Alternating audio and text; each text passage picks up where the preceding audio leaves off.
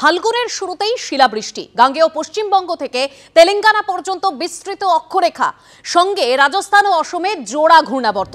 আবহাওয়া আপডেট কি বলছে আরো বিস্তারিত জানবো আমাদের প্রতিনিধি অরিত্রিক ভট্টাচার্যের কাছ থেকে। অরিত্রিক, এই যে তুমি যে সিস্টেমটার কথা বললে এবং তার প্রভাবেই আবহাওয়ার বেশ কিছুটা পরিবর্তন সকাল থেকেই দেখা যাচ্ছে। দক্ষিণবঙ্গের বেশ কিছু জায়গায় শিলাবৃষ্টি, বজ্রবিদ্যুৎ সহ বৃষ্টির সঙ্গে 40 থেকে 50 কিলোমিটার বেগে দমকা ঝোড়ো বাতাস, এগুলো সম্ভাবনা রয়েছে। কিছুক্ষণ আগেই কিন্তু যেটা আবহাওয়া দপ্তর থেকে একটি রেড অ্যালার্ট জারি করা হয়েছে নির্দিষ্ট কয়েকটি জেলার জন্য। সেখানে বাঁকুড়া, পূর্ব বর্ধমান, হুগলি এবং পশ্চিম মেদিনীপুরের মতন জেলা রয়েছে, যেখানে আগামী 1-2 ঘন্টার মধ্যে কিন্তু 50-60 কিলোমিটার বেগে হাওয়া এবং ঝড়ের মতন পরিস্থিতি তৈরি হতে পারে এবং সঙ্গে বৃষ্টি, এবং এই বৃষ্টি কোথাও কোথাও শিলাবৃষ্টি হতে পারে এমনও সম্ভাবনা রয়েছে।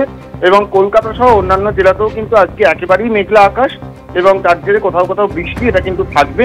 এবং এই বৃষ্টির সম্ভাবনা রোববার পর্যন্ত, বৃহস্পতিবার বা আজকে থেকে শুরু করে শনিবার পর্যন্ত বৃষ্টির পরিমাণ কিন্তু কিছুটা বাড়বে। এবং দার্জিলিং এর উচ্চ পার্বত্য এলাকাতেও কিন্তু বৃষ্টির সম্ভাবনা রয়েছে, পাশাপাশি রয়েছে হালকা তুষারপাতের সম্ভাবনা। ধন্যবাদ অরিত্রিক। অন্যদিকে বর্ধমানের গলসিতে শিলাবৃষ্টি হয়েছে, আসানসোল, বাঁকুড়া, পুরুলিয়াতে বৃষ্টি হচ্ছে, উপকূলবর্তী জেলায় বইতে পারে ঝোড়ো হাওয়া, যেরকমই এখনো পর্যন্ত আপডেট পাওয়া যাচ্ছে। আরো বিস্তারিত কমল কৃষ্ণ দে রয়েছেন, তার কাছ থেকে জানবো। কমল, আজকে সকাল থেকেই গোটা পূর্ব বর্ধমান জেলা জুড়ে যে আকাশ ছিল পুরোপুরি মেঘলা আকাশ, এবং সকালবেলাতেই দেখে মনে হচ্ছিল যে সন্ধ্যের আকাশে পরিণত হয়েছে এবং আলো অন্ধকারপূর্ণ পুরোপুরি আকাশ। এবং দেখা যাচ্ছে যে সকালবেলাতে গলসিতে প্রচুর পরিমাণে কিন্তু শিলাবৃষ্টি হয়, তার সাথে ঝোড়ো হাওয়া এবং বজ্র বিদ্যুৎ। এবং পাশাপাশি শুধু গলসি নয়, বর্ধমান, মেমারি এবং জেলার বিস্তীর্ণ অঞ্চল জুড়ে তোমার বৃষ্টিপাত হয় মুষলধারে। এবং তুমি জানো যে আর কিছুদিন পর আলু যে চাষ করা হয়েছিল সেই আলুর জমি থেকে আলু উঠবে, এবং স্বভাবতই আলু চাষিরা কিন্তু তারা উদ্বিগ্ন।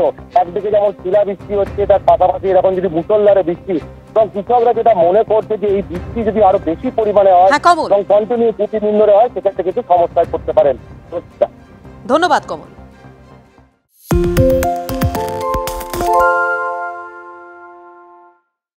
সত্য অন্তহীন, সত্যের খোঁজও তাই, সত্য সন্ধানে তাই আমরা অক্লান্ত, অকুতভয়। এবিপি আনন্দ নতুন ভাবনার প্রতীক, যা মনে মুক্ত, তথ্যে যুক্ত এবং যাবতীয় সীমানার বাঁধন থেকে মুক্ত।